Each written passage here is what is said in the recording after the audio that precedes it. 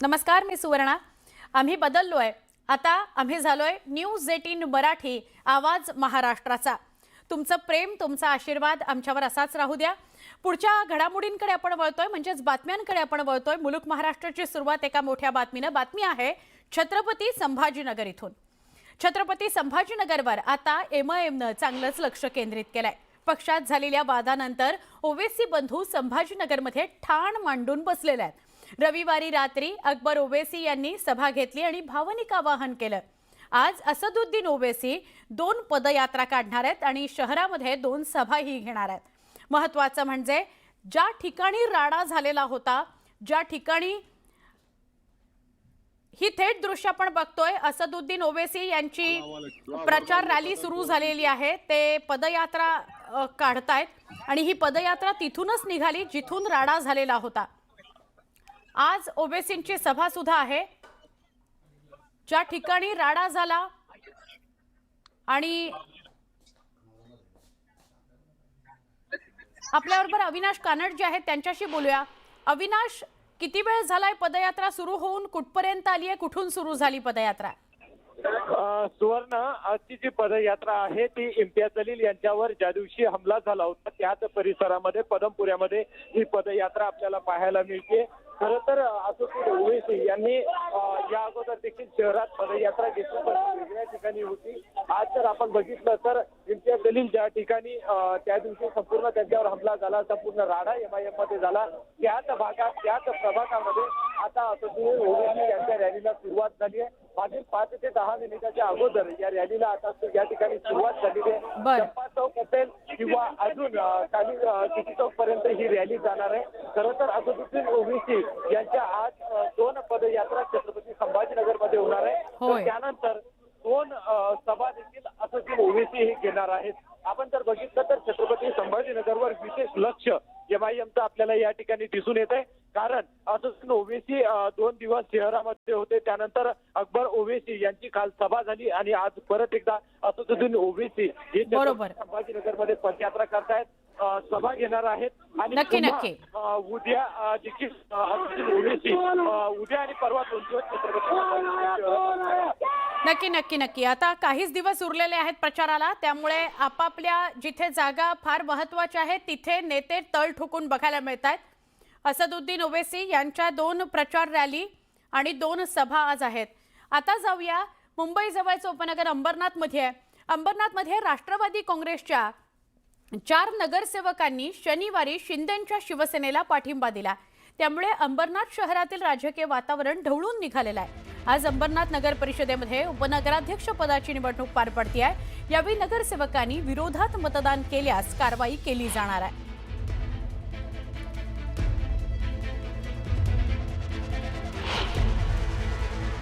येणाऱ्या 12 तारखेला अंबरनाथ विकास आघाडीला बांधील असणाऱ्या 32 सदस्यांना त्या ठिकाणी प्रदीप नाना पाटील यांनाच मतदान करणं बंधनकारक आहे। नाही तर येत्या अलीकडच्या काळात आपण पाहू शकतो खूप लवकर आता फास्ट ट्रॅकवर ते निर्णय लागतात। 2-3 महिन्यामध्येच त्या ठिकाणी डिस्क्वालिफिकेशन साठी प्रत्येकाने तयार राहावं, जोही व्यक्ती त्या व्हीपच्या विरोधात जाऊन कारवाई करेल।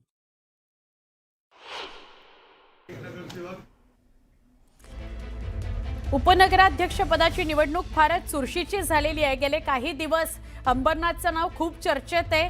ते याच कारणामुळे की उपनगराध्यक्ष पदाच्या निवडणुकीमध्ये अनेक नाट्यमय घडामोडी घडत आहेत। व्हीप जारी करावा लागलेला आहे नगरसेवकांना की त्यांच्या पक्षाने जो आदेश दिलेला आहे त्याच व्यक्तीला मतदान जायला हवं आणि त्यामुळे निवडणुकीत चुरस वाढलेली आहे।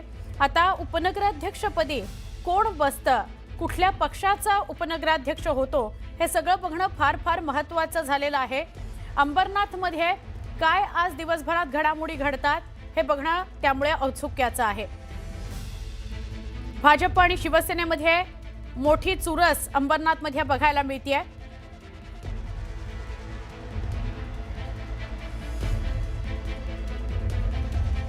अंबरनाथ नगरपालिकेमध्ये शिवसेना अंबरनाथ महायुती आघाडीच्या वतीनं उपनगराध्यक्ष पदाच्या निवडणुकीकरता राष्ट्रवादी काँग्रेसचे ज्येष्ठ नगरसेवक सदाशिव पाटील यांनी आपला उमेदवारी अर्ज दाखल केलेला आहे। शिवसेना अंबरनाथ महायुती आघाडीच्या वतीनं उपनगराध्यक्ष पदाच्या निवडणुकीकरता राष्ट्रवादी काँग्रेसचे ज्येष्ठ नगरसेवक सदाशिव पाटील यांनी आपला उमेदवारी अर्ज दाखल केलाय. आपण अधिक बोलूया आमचे प्रतिनिधी अजित वांढरे यांच्याशी. अजित, अंबरनाथ मधली उपनगराध्यक्ष पदाची निवडणूक चुरशीची झालेली आहे, काय अधिक सांगाल? या अंबरनाथ नगर परिषदेच्या निवडणुकीमध्ये देखील शेवटपर्यंत हे स्पष्ट होत नव्हतं की नेमकं काँग्रेस आणि राष्ट्रवादी काँग्रेस हे दोन्ही पक्ष जे आहेत ते कोणासोबत आहेत. त्याचबरोबरीनं आपण जर निवडणुकानंतर पाहिलं असेल तर या काँग्रेसनं भाजपला सपोर्ट केला होता. त्यानंतर जे काही राजकारण झालं किंवा जे काही घडामोडी घडल्या त्या देखील संपूर्ण महाराष्ट्राने पाहिल्या.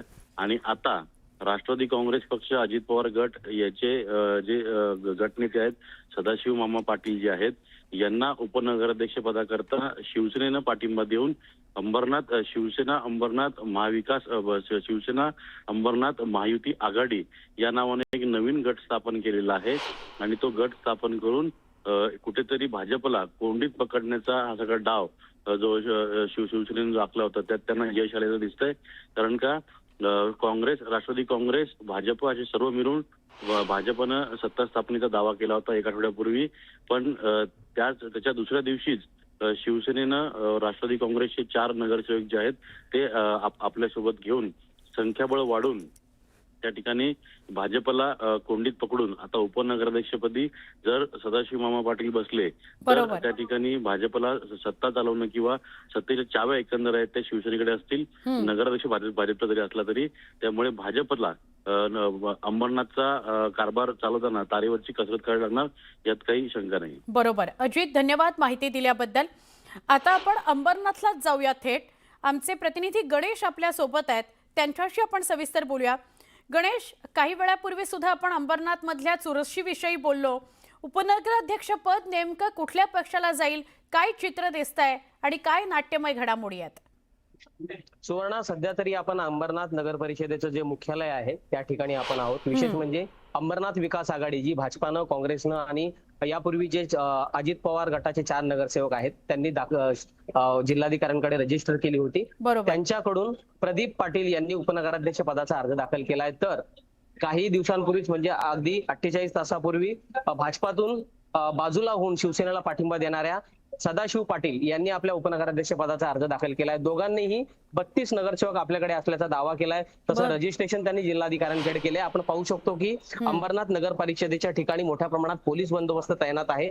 2 आणि 2:30 वाजेच्या दरम्यान ही निवडणूक पार पडणार आहे. मात्र सगळ्यात महत्वाची गोष्ट म्हणजे शिवसेनेने दावा केलेला आहे की उपनगराध्यक्ष हा आमचा बसणार आहे, संख्याबळ आमच्याकडे आहे. त्याच्याकडे दुसरीकडे भाजप अशी म्हणते की सदाशिव पाटील यांच्या जर 4 नगरसेवकांनी आमच्या विरोधात मतदान केलं तर त्यांना व्हीप बजावलेला आहे आणि त्याच्यामुळे त्यांच्यावर कायदेशीर कारवाई, त्यांचं नगरसेवकपद रद्द करण्यासाठी आम्ही पुढे अपिलात जाऊन आणि त्याच्यामुळे ते आमच्या विरोधात मतदान करणार नाहीत असा विश्वास भाजपाला आहे. मात्र तसं घडणार नाही अशी शक्यता आहे. कारण काही वेळानं खासदार श्रीकांत शिंदे हे अंबरनाथ नगर परिषदेत दाखल होतील आणि श्रीकांत शिंदे आल्यानंतरच सगळी सूत्र फिरणार आहेत आणि त्याच्यामुळे हे मतदान जे आहे ते सेनेच्या बाजूने होण्याची दाट शक्यता आहे. आणि जरी नगराध्यक्ष हा भाजपाचा असला तरी या ठिकाणी सत्तेच्या चाव्या शिवसेनेकडे असण्याची दाट शक्यता वर्तवली जाते. सुवर्ण, बर, धन्यवाद माहिती दिल्याबद्दल गणेश. जसं अजित आपल्याला विश्लेषण करून सांगत होता की भाजपकडे जरी चाव्या असल्या तरी मूळ जे सगळे धागे आहेत ते सगळे शिवसेनेकडे असणार आहेत. बघूया आपण 2:30च्या दरम्यान काय होतं आणि अपडेट सुद्धा घेऊया. धन्यवाद गणेश. पुढे जाऊया. आदित्य ठाकरेंनी शिवाजी पार्कच्या सभेमध्ये मुख्यमंत्री देवेंद्र फडणवीसांची मिमिक्री केली, नक्कल केली. मोदी आणि फडणवीसांचं मुंबईकरता योगदान काय असं म्हणत त्यांनी भाजपवर निशाणा साधला. गेल्या 2-3 वर्षांपासून मुंबईची लूट सुरू आहे. होय, आम्ही मुंबईत काम करून दाखवलं म्हणत त्यांनी फडणवीसांवर निशाणा साधला. दुसरीकडे त्यांनी फडणवीसांना 6,000 रुपये देतो, त्यांनी माझ्यासोबत कोस्टल रोडला यावं असं म्हणत फडणवीसांना आव्हान सुद्धा दिलेलं आहे. राज ठाकरेंसारखं आदित्य ठाकरेंनी लावा रे तो फोटो म्हणत कोस्टल रोडचे काही फोटो भर सभेमध्ये दाखवले.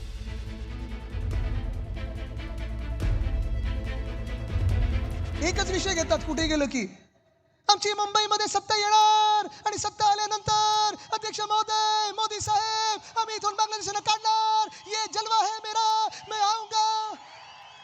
काय चाललंय हो? कशासाठी हे सगळं? मुख्यमंत्री महोदय, तुम्ही मुख्यमंत्री 7 वर्ष ह्या राज्याचे आहात, हे विसरू नका. काहीतरी सांगतो ना मी वारंवार की यांना दिशाच कळत नाही. त्यांना महाराष्ट्र कुठे चालला, मुंबई कुठे चालली कळत नाही आहे. त्यामुळं काय आता देवेंद्रजीची आदित्यजी बरोबरी करणार आहे, काय लावलं आहे? महाराष्ट्र जनतेला हे तरी मान्य आहे का? महाराष्ट्राच्या मुंबईला तरी मान्य आहे का? आदित्यलाही सुद्धा मान्य आहे का की आदित्यजी देवेंद्रजीसोबत येतील, विकास मांडतील?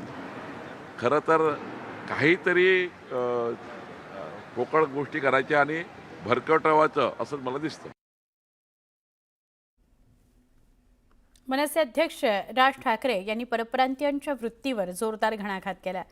परप्रांतीयांना मुंबईतला मराठी माणसाचा टक्का कमी करायचा आहे आणि त्यामुळेच कृपाल शंकर सिंग यांना उत्तर भारतीय महापौर हवाय, याकडे त्यांनी लक्ष वेधलं. महाराष्ट्रात मराठी माणसाला घर नाकारलं जातं, पण परप्रांतीयांना घरं मिळतात, याकडे त्यांनी लक्ष वेधलं.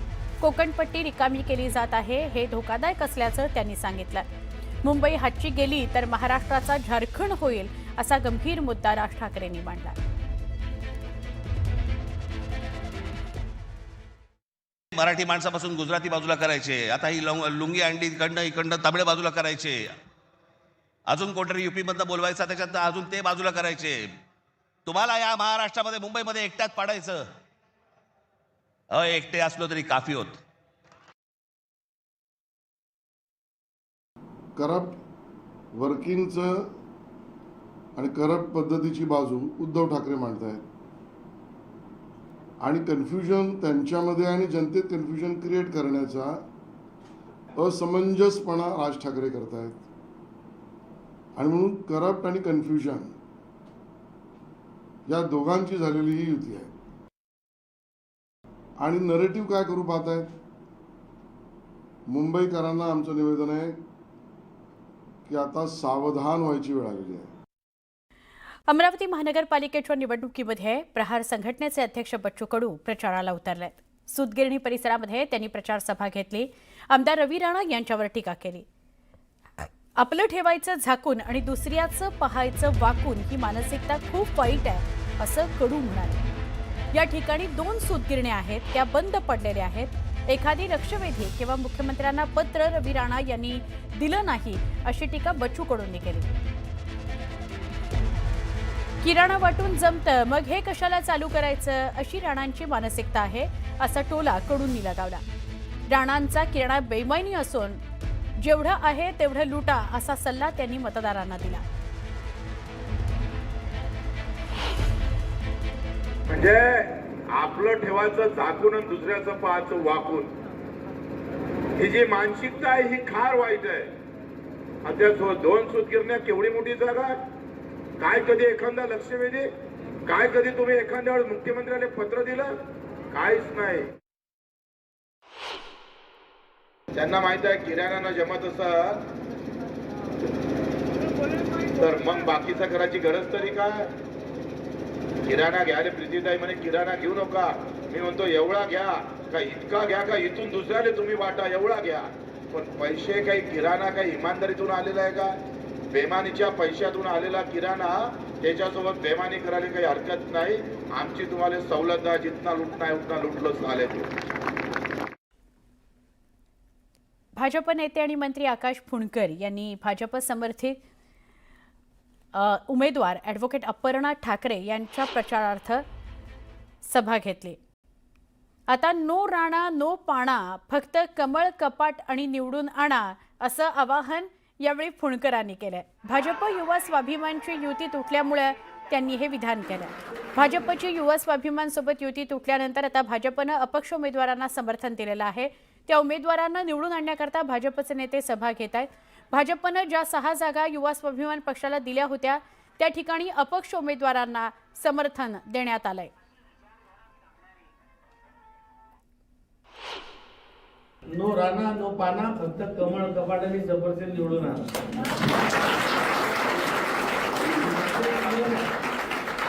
आणि मी तो म्हणतो याचं एक ब्रीफवाक्य पाठवून सुरू करा. ना राणा ना पाना, आता फक्त कमळ कपाट आणि जबरदस्त निवडून आणा. डोंबिवलीमध्ये पैसे वाटल्याच्या आरोपावरून शिवसेना आणि भाजपमध्ये जुंपली आहे. डोंबिवलीतल्या तुकाराम नगर परिसरामध्ये पैसे वाटप होत असल्याचा आरोप शिवसेना पदाधिकाऱ्यांनी केला. भाजपचा कार्यकर्ता परिसरात पैसे वाटत असल्याचा आरोप त्यांनी केला. पण भाजपचे जिल्हाध्यक्ष नंदू परब यांनी हा आरोप फेटाळून लावला. संबंधित कार्यकर्ता निवडणूक प्रचार पत्रकं वाटत असल्याचा बचाव त्यांनी केला आहे.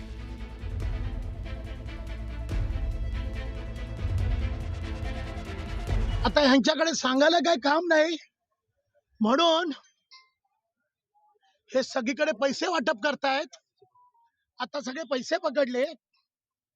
एका मताला 3000 रुपये प्लस महिलांसाठी वेगळं पॅकेज प्लस त्यांना कुपन दिलेत. आज पण सकाळी होतं इथे कुठे भानुशाली हॉल तिथे यांचे उमेदवार घेऊन जाऊन आले. आता कुपन घेतलेत. आता कुपनच्या माध्यमातून पैसे जाणार आहेत. त्या पक्षाचे उमेदवारांचे पॅम्पलेट वाटत होते आणि त्यांना तिथे शिवसेनेच्या उमेदवारांनी पकडलं. त्यांना त्याच्या खिशामध्ये पैशाची पॉकेट टाकली आणि त्यांना पकडून दाखवलेलं आहे असा आमचा त्यांच्यावर आरोप आहे. कारण पॅम्पलेट वाटणं हे उमेदवाराचं काही चुकीचं नाही. प्रत्येक घराघरात पॅम्पलेट वाटतायत दिसते आम्हाला सगळं. आणि त्यांनी तर पकडलं म्हणून आम्ही तिथे आलो. त्यांना विचारलं की त्यांना आमच्याकडे पैसे सापडले. आता कोर्ट सिद्ध करेल. ते काय सिद्ध करेल बाबा पैसे वाटत होते काय करत होते. बुलेटिनला सुरुवात करूया. परळीमध्ये राष्ट्रवादी काँग्रेस, शिवसेना आणि एमआयएमच्या युतीतून एमआयएमच्या नगरसेविकेनं माघार घेतलेली आहे. परळी नगर परिषदेमध्ये राष्ट्रवादी काँग्रेस, शिवसेना आणि एमआयएम असा गट स्थापन करण्यात आला होता. याबाबतची माहिती शिवसेना उद्धव बाळासाहेब ठाकरे गटाचे नेते अंबादास दानवे यांनी एक्सवर पोस्ट केली होती. या युतीबाबत तिन्ही पक्षांवर विरोधकांनी टीकेची झोड उठवली होती. यानंतर शिवसेनेनं पत्रकार परिषदेमध्ये स्पष्ट भूमिका घेतली आणि एमआयएमची साथ न सोडल्यास आपण या गटातून बाहेर पडू असा इशारा दिला होता. यानंतर रविवारी एमआयएमच्या नगरसेविका आयशा मोहसिन शेख यांनी राष्ट्रवादी काँग्रेसचे गटनेते वैजनाथ सोळंके यांना पत्र पाठवलं आहे आणि आपण या गटातून बाहेर पडत असल्याचं म्हटलं आहे. तसंच या पत्राची एक प्रत बीडचे जिल्हाधिकारी विवेक जॉन्सन यांना देखील पाठवण्यात आली आहे. आमचे प्रतिनिधी सुरेश जाधव यांच्याशी आपण बोलूया. सुरेश, काय अधिक सांगता येईल?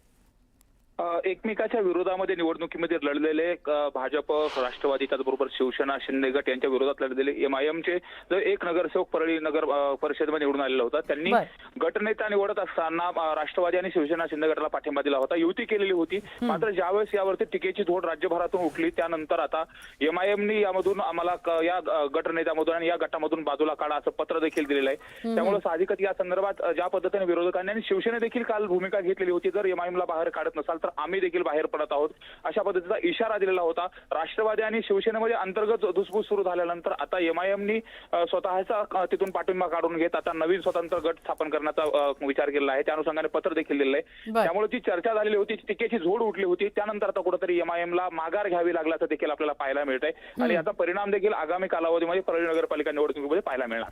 नक्की नक्की. सुरेश, धन्यवाद माहिती दिल्याबद्दल. ठाकरे बंधूंची ठाण्यामध्ये जाहीर सभा आज होतीये. असं असताना सभेपूर्वी शहरात इंग्रजी बॅनर झळकलेत. 3 हात नाका परिसरात लावण्यात आलेल्या बॅनरमुळे विरोधकांकडून टीकेची झोड उठवली जाते.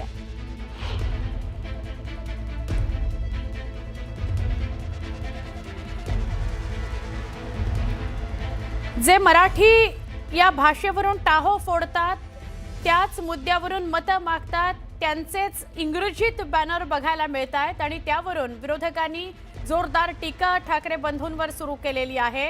ठाकरे बंधूंची आज ठाण्यामध्ये सभा होतीये आणि त्या अनुषंगाने हा बॅनर लावला गेलेला होता, पण त्यावरून आता टीका होताना दिसते. आमचे प्रतिनिधी अजित मांढरे यांच्याशी बोलूया. अजित, काय सांगाल या बॅनर विषयी?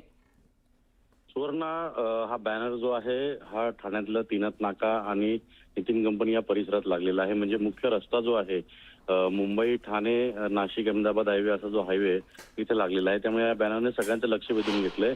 यावर आता विरोधक टीका करू लागलेले आहेत. मराठी मुद्दा घेऊन ज्या पद्धतीनं ठाकरे आणि संपूर्ण मनसे यांनी उद्धव बाळासाहेब ठाकरे, शिवसेना पक्ष यांनी ज्या पद्धतीने प्रचार केलेला किंवा ज्या पद्धतीने लॉन्चिंग झालेलं आहे, हे सगळं असताना मग अशा पद्धतीने इंग्रजीत बॅनर यांनी का लावले यावरून आता टीका केली जाते. मुळात हे बॅनर लावणं मनसेला पटलेला आहे का, यावर मनसेची अजूनपर्यंत प्रतिक्रिया आलेली नाहीये.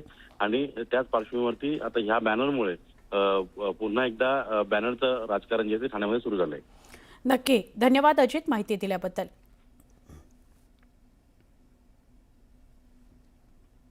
बातमी आहे लातूरमधून. लातूरमध्ये भाजप विरुद्ध काँग्रेस असा बॅनर वॉर रंगलाय. दोन्ही पक्षांकडून बॅनर लावले जात आहेत. काय म्हणतंय लातूर असे बॅनर भाजपकडून लावण्यात आलेत, तर याला काँग्रेसनं उत्तर दिलंय, रान तापलंय लातूर आपलंय असा आशय काँग्रेसच्या बॅनरवर प्रसिद्ध करण्यात आलाय. याशिवाय दिवंगत विलासराव देशमुख यांचं गाजलेलं वाक्य आहे, आता ही सगळी जबाबदारी तुमच्यावर सोपवतोय असे बॅनर लावून लातूरकरांना भावनिक आवाहन काँग्रेसकडून करण्यात आलंय. अगदी आता म्हणजे या नव्या युगाची ही नवी प्रचार यंत्रणा व्यवस्था आहे. त्यामुळं सामान्य माणसाला सुद्धा निवडणुकीमध्ये अगदी अल्प अवधीमध्ये आपल्याला आपला संदेश त्यांच्यापर्यंत कसा पोहोचवता येईल हा प्रत्येक पक्षाचा प्रयत्न असतो आणि त्या निमित्तानं आम्ही तो करतोय. उपमुख्यमंत्री अजित पवार यांनी पुण्यामध्ये रोड शो केला. पुण्यातील हडपसर परिसरामध्ये अजित पवारांच्या उपस्थितीमध्ये राष्ट्रवादी काँग्रेसनं शक्ती प्रदर्शन केलं. हडपसर, केशवनगर, मांजरी गाव, सासवड रोड या परिसरामध्ये अजित पवार यांची प्रचार रॅली काढण्यात आली होती. पुणे पालिका निवडणुकीच्या पार्श्वभूमीवर अजित पवार दिवसभर पुण्यामध्येच आहेत. पुढचे 2 दिवसही ते पुण्यात पिंपरी चिंचवडमध्येच फिरतील असं कळतंय. अजित पवारांच्या उपस्थितीमध्ये एकूण 2 रोड शो आणि 4 प्रचार सभा होणार आहेत. पुण्यामध्ये सुप्रिया सुळे यांनीही पदयात्रा काढली. प्रभाग क्रमांक 30च्या राष्ट्रवादी काँग्रेसच्या उमेदवारांच्या प्रचारार्थ खासदार सुप्रिया सुळेंनी कर्वेनगर परिसरामध्ये पदयात्रा काढली. खासदार सुप्रिया सुळे यांची पुण्यामध्ये विविध भागांमध्ये पदयात्रा प्रचार यात्रा होणार आहे.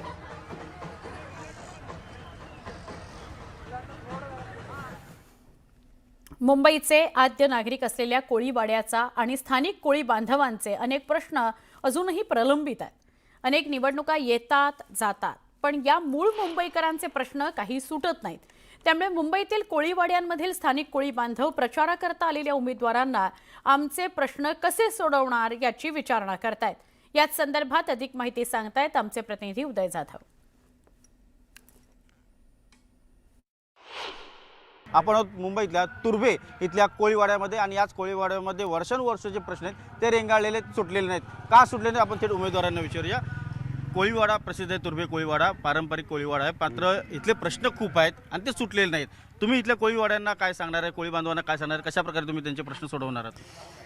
कोळीवाड्यातले जे काय प्रश्न आहेत ते त्यांच्याशी सामूहिकपणे बैठक घेऊन त्याच्यावर त्यांचा अभ्यास ज्यांचा अभ्यास आहे त्या सगळ्यांचा अभ्यास असतो. त्याच्यावर त्या अभ्यासात्मक दृष्टिकोनातनं ते प्रश्न आढळून सीमागोलांचा प्रश्न आहे, सीमारेषेचा प्रश्न आहे, त्यांच्या मासेमारी कोळी बांधवांच्या मच्छीमार समाजाच्या सामायिक मालमत्ता वगैरे सुविधाचा जो प्रश्न हे प्रश्न सोडवणे पारंपरिक प्रश्न आहे, ते सुटलेले नाहीत, ते सोडवणे गरजेचं आहे आणि ते सोडवण्याचा मी नगरसेवक झाल्यावर पूर्णपणे प्रयत्न करणार. आपल्यासोबत कोळी बांधव देखील आहेत स्थानिक. काका काय सांगाल, काय तुमच्या कोळीवाड्याचे प्रामुख्याने प्रश्न आहेत, तुमच्या अपेक्षा काय? आमची अपेक्षा काय बाबा, जे सीमांकन करायचं आहे ना ते अजून झालेलं नाही. त्या सीमांकनामुळे आमच्या रोडच्या बाजूला आमचे मागे तिकडे बांधलेत ते न तुटायला नाही पाहिजे.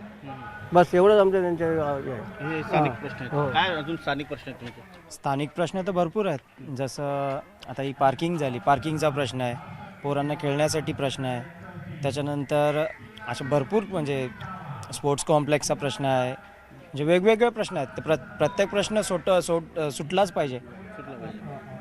आणि आमच्या जेटी आहे, मेन जेटी आहे, तिथे बसायसाठी काही सोयी नाही. लोक येतात संध्याकाळी बसतात तिथे, काय आणून आसन केलं तर बरं होईल. व्यवस्था पाहिजे तुम्हाला. तुम्ही काय सांगाल, काय काय प्रश्न आहेत कोळीवाड्यातले? कोळीवाड्यातले प्रश्न भरपूर रेंगाळलेले आहेत. गेली अनेक वर्षे आमच्या शिवसेनेचे पण कार्यकर्ते पदाधिकारी पण होते, खासदार झाले, आमदार झाले, पण प्रश्न काय सुटले नाही.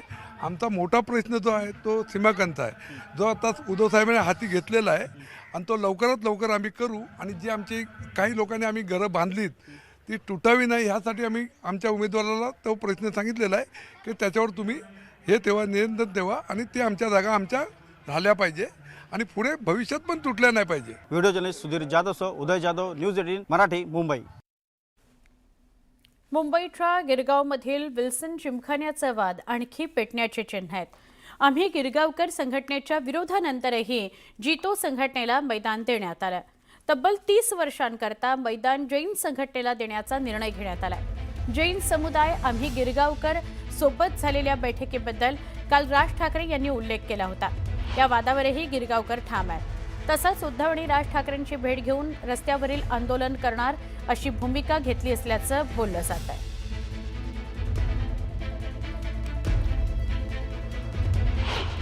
सध्या आपण गिरगावमध्ये आहोत आणि गिरगावमध्ये विल्सन जिमखान्याचा वाद आणखी पेटताना दिसतोय. कारण विल्सन जिमखाना आता जैन समुदायाला देण्यात आलेला आहे, संघटनेला दिलेला आहे. आपल्यासोबत आम्ही गिरगावकरचे काही लोक आहेत. त्यांनी विरोध केलेला होता. तो जिमखाना कायम विल्सन कॉलेजकडे राहावा किंवा तो आम्हाला द्यावा अशी भूमिका त्यांची होती. विल्सन जिमखाना आता दिलेला आहे संघटनेला. काय पुढची तुमची भूमिका असेल आणि नेमकं कोणत्या संघटनेला दिलं? हा जो विल्सन जिमखाना आहे हे जिओ आणि जितो ह्यांना दिलेला आहे आणि जैन जिमखाना म्हणून तिकडे चालू करणार आहे. सर्वप्रथम आहे ना ह्याचं भाडापावती पण आलेलं आहे. पण आम्ही सांगू इच्छितो की आम्ही हे ग्राउंड जे आहे हे विल्सन जिमखाना आम्ही परत घेतल्याशिवाय आम्ही राहणार नाही. दुसरी गोष्ट, या सरकारांनी, ह्या लाचार सरकारने, या गद्दार सरकारांनी इकडच्या गिरगाव परिसर, काळबादेवी परिसरच्या लहान मुलांवर विल्सन शाळा, विल्सन कॉलेज, या मुलं, हे भविष्य पिढी आहे, ह्यांच्या डोक्यावर पाय ठेवून या जो जिमखाना आहे हे एक व्यावसायिक संघटनेला दिलं आहे. हे आम्ही अजिबात सोडणार नाही, सहन करणार नाही. आम्ही याच्यावर लढा करत राहू. आणि या इकडनं आता आम्ही कलेक्टरच्या ऑफिसमध्ये जाणार आहे. कलेक्टरनी सुद्धा आम्हाला, कलेक्टर आचल सूद यांनी आम्हाला सांगितलेलं की तुम्ही जे मागणी करतात आहे की हा जो जिमखाना आहे लहान मुलांच्या खेळण्यासाठीच असला पाहिजे, पण त्यांनी हे पण स्वीकार केलं की मी चार्ज घेण्याच्या आधी झालेलं. तर तुम्हाला या संदर्भात जे काय माहिती असेल, म्हणजे कधी हा ग्राउंड दिलेलं, काय भावडापात, सर्व डिटेल्स तुम्हाला मिळलं जाईल. तर कृपया करून आमच्याकडे या, आम्ही तुम्हाला ही माहिती देणार. बरं, तर आणखी एक दुसरा महत्त्वाचा मुद्दा, काल राज ठाकरे यांनी आपल्या भाषणामध्ये जैन मुनींसोबत झालेल्या मराठी संघटनेसंदर्भातल्या बैठकीचा एक किस्सा सांगितला किंवा माहिती दिली. तर आपल्यासोबत गिरगावकरचे लोक आहेत, या लोकांनीच ती बैठक घेतलेली होती. नेमकं काय घडलं होतं? काल राज ठाकरेंनी तुमच्या बैठकीचा उल्लेख केला आहे. साधारण 2 ते 2.5 महिन्यापूर्वीचे एक वादंग इकडे निर्माण झाला होता कबुतरावरून, की न्यायालयाने, माननीय न्यायालयाने काय आदेश दिले की कबुतरामध्ये रोगराई पसरते वगैरे, आजार पसरतात, तर हे बंद करा. आणि जेव्हा हे त्यांना कळलं तर शांतीवादी, स्वतःला शांतीवादी म्हणणारे जे जैन आहेत आणि जैन मुनी हातात शस्त्र घेऊन रस्त्यावर आले. एका मुलाखतीत तर ते ठाकरे ठाकरे ठाकरे यांच्यावर आरोप करत होते. आमच्या महाराष्ट्राच्या भूमीत तुम्ही आलात, ठाकरेंवर किंवा अन्य कोणत्या मराठी नेत्यांवर बोलत असाल तर अरेला कारे भाषा होणारच आणि होणारचही. आमच्याशी ते तेव्हा बोलले गेले की हा आम्ही आता जैन आणि जो वाद आहे तो मिटवला. वाद मिटवण्यासाठी समोरून ते 5 ते 7 वेळा आमच्या संपर्कात होते. शेवटी एकदा बोललो काय बोलतात ते बघूया. त्यांचा डाव आम्हाला लक्षात आलेला होता की निवडणुकीच्या पार्श्वभूमीवर आपल्याला आमचे संपर्क साधून हा वाद मिटला, आता गप्पा बसू असं होतं. पण तेव्हा त्यांनी एकच भूमिका मांडली, कबूतरखाने आता सुरू होणार. आम्ही त्याला तिकडेच विरोध केला आणि बोललो जिकडे कबूतरखाने तुमचे असतील तिकडे आमचे कावळेखाने सुरू होतील. घरात आम्ही जे मच्छी आणलेले, उरलेली मच्छी आहे ती, त्या सगळ्यात सुकी मच्छी तिकडेच खायला लागणार. मग तुमचा अहिंसावादी, मांसाहार नाही करत वगैरे राहिलं तुमच्या घशात. उद्या उठून जर का तुम्ही बोला शौचालय आम्हाला द्या, हे द्या, मैदानावर गिळताय, ससून डॉग गिळताय, काय चाललंय का तुमचं? उद्या वाळकेश्वर जाताना बोलले की नाही आता आमच्या इकडे टक्का वाढलाय, ही चौपाटी आमच्या नावावर करा. अरे काय बापाचा माल आहे की काय? सोम्या गोम्या येणार आणि काय ते बोलणार हे आम्हाला दे, हे आम्हाला द्या, नाही चालणार आहे. बरोबर आहे. पण आता जिमखाना तर गेलेला आहे, संघटनेला तो मिळालेला आहे, जैन संघटनेला. आणि आता दुसरा मुद्दा कालचा तुमचा भांडणाचा पण सगळा झाला होता किंवा तिथे तो वाद काही मिटला नाही. या सगळ्यानंतर तुमची भूमिका आता काय असणार आहे? आमची अशी भूमिका आहे की या भूमिकेवरती आम्ही, आमचे पक्षप्रमुख आहेत उद्धवसाहेब ठाकरे आणि मनसेचे अध्यक्ष आहेत राज ठाकरे, यांच्याशी आम्ही चर्चा करून हा मुद्दा आम्ही निकालात काढायचा प्रयत्न करू. पण मग निकालात निघेल असं वाटतंय तुम्हाला? कारण आता जिमखाना तर दिलेला निकाल हा असा आहे की ज्याप्रमाणे त्यांनी जो प्रश्न उपस्थित केलेला आहे जैन आणि त्याप्रमाणे मराठी वर्ग पण आम्ही रस्त्यावर उतरणार त्या संदर्भात. तर आता निकाली काढण्यासाठी प्रश्न रस्त्यावर उतरणार असल्याची भूमिका आम्ही गिरगावकर संघटनेनं घेतलेली आहे. व्हिडिओ जर्नलिस्ट हेमंत बागुल यांच्यासह सुमित सावंत, न्यूज 18 लोकमत, मुंबई. पुणे महानगरपालिका निवडणुकीच्या पार्श्वभूमीवर प्रभाग क्रमांक 3 आणि 4 मधील भाजप उमेदवारांची वाघोलीमध्ये जाहीर सभा पार पडली. यावेळी सभेसाठी मोठ्या संख्येनं कार्यकर्ते आणि नागरिक उपस्थित होते. यावेळी 8ही उमेदवारांनी विकासाच्या मुद्द्यावर निवडणुकीला सामोरं जात असून वाहतुकीचा प्रश्न सोडवणार असा शब्द वाघोलीकरांना दिला. त्याचबरोबर येणाऱ्या काळात भाजपच या भागात विकास करेल असा निर्धारही यावेळी करण्यात आला. पुणे महानगरपालिकेच्या या निवडणुकीमध्ये विरोधकांनी सत्तेचा प्रचंड गैरवापर केला. पण आता ही निवडणूक केवळ माझी राहिलेली नाहीये, तर विकासाच्या मुद्द्यावर प्रभागातील जनतेनंच ही निवडणूक आपल्या हातात घेतलेली आहे अशा शब्दांमध्ये उमेदवारानं विरोधकांचं धाबं दणाणून टाकलं.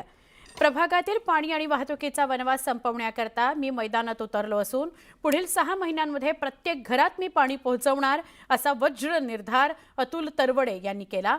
6 महिन्यांमध्ये पाणी पेटणार, विरोधकांचा सत्तेचा माज उतरवणार, पाण्याचा प्रश्न सोडवण्याकरता भर देणार असा निर्धार तरवडे यांनी केलेला आहे. खारघर शहर पनवेल महापालिकेमधून वगळा ही मागणी पनवेलमधील शिवसेना उबाठाच्या संघटक लीना गरड यांनी केली. पनवेलकरांना दिवाळीच्या अभ्यंग स्नानाच्या दिवशी सुद्धा विना अंघोळ राहावं लागतं. शहरात पाण्याची टंचाई आहे. शहरात सर्वत्र घाणीचं साम्राज्य निर्माण झालंय. अनेक रस्ते, गटारं, नाल्यांची अवस्था दयनीय झालेली आहे असं गरड म्हणाल्या. त्याचबरोबर अशा बकाल शहरामध्ये पनवेलकरांचा श्वास कोंडून राहत असल्याचा गंभीर आरोपही सत्ताधारी भाजपवर ठाकरेंच्या शिवसेनेनं केलेला आहे.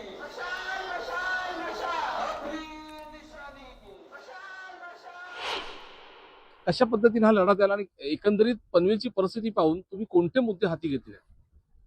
पनवेल महानगरपालिका म्हणजे हा समस्यांचा आगार आहे. म्हणजे खूप समस्या लोकांना आहेत. रोड खड्डेमय आहेत, पाणी बिलकुल नाहीये. जनता अक्षरशः अभ्यंग स्नाना दिवशी आंदोलन करते स्नान करण्यासाठी. ही अवस्था पनवेलची आहे. प्रदूषण त्याचं AIQ 3 संख्येने वाढलेलं आहे, 3 पट झालेलं आहे. म्हणजे मी विचार करा काय अवस्था पनवेलची आहे. आम्हाला पनवेलमध्ये जायचं नव्हतं. खारघरवासियांनी त्याचा विरोध केला होता की पनवेलमध्ये आम्हाला जायचं नाही, महापालिका नकोय आम्हाला. तरी पण जबरदस्तीने आमदार प्रशांत ठाकूर यांनी यांची पॉवर वापरून खारघरला पनवेलमध्ये समाविष्ट करून घेतलं. तरी पण आज पाहतोय त्याची अवस्था खूप बकाल झालेली आहे. डेपो नाहीयेत. आता पनवेल इतकं मोठं शहर आहे, तिथे बस डेपो नाही अजून सुद्धा. झोपडपट्टी वाढत चाललेली आहे. जागोजागो झोपडपट्टी, कचरा, घाण. कालच आपण पाहिला असेल, मी शूट केला, व्हिडिओ टाकला होता. शिव मंदिर समोर एक नाला आहे, वॉटर कॅनल आहे. त्या कॅनलमध्ये अक्षरशः एवढी घाण पडलेली आहे. 2 दिवसावर निवडणूक आहे तरी प्रशासन इतकं नालायक आहे, त्याला कुठे काम करायची त्यांची इच्छा नाहीये. इलेक्शन असताना सुद्धा काम करतायत, पुढे काय काम करणार हे लोक? जनतेने समजून घ्यावं. जी महापालिका सत्ताधारी सत्ता असताना कुठली कामं करत नाहीये, सध्या कचरा उचलत नाहीयेत, टॅक्स भरमसाठ लावलेला आहे जनतेवरती, सेवा शून्य, गार्डन्स काहीच डेव्हलप झालेले नाहीयेत, प्लेग्राऊंड तसेच पडलेले आहेत. अशा अवस्थेमध्ये आपण म्हणतो स्मार्ट शहर. कसलं स्मार्ट शहर? पण एका बाजूने तर ह्या पनवेलचा खूप मोठ्या प्रमाणात विकास होतो असं भाजपकडून सांगण्यात येतंय. ब्रिजेस मोठ्या प्रमाणात होतोय. ट्रायंग्युलर म्हणजे मुंबई, पुणे, नाशिक या ट्रायंग्युलरचा केंद्रबिंदू पनवेल होतोय. आपण हा जो विमानतळ आल्यामुळे आणखीन डेव्हलप मोठी होते, पण ते डेव्हलपमेंट होते, शहराची डेव्हलपमेंट होते अजिबात सुद्धा नाही. हे काही प्रकल्प जे येत आहेत ते स्टेट गव्हर्नमेंटचे, सेंट्रल गव्हर्नमेंटचे प्रकल्प आहेत. नवी मुंबई इंटरनॅशनल एअरपोर्ट हा सेंट्रल गव्हर्नमेंटचा विषय आहे. पण लोकल लेवलला कुठलेही काम होत नाहीयेत. प्रकल्प दाखवतात आले म्हणून, पण कुठलेही रोजगार लोकांना अजूनपर्यंत उपलब्ध संधी मिळालेली नाहीये. सगळे तरुण बेरोजगार आहेत, तर कुठेही जॉब लागत नाही, नोकरी लागत नाही.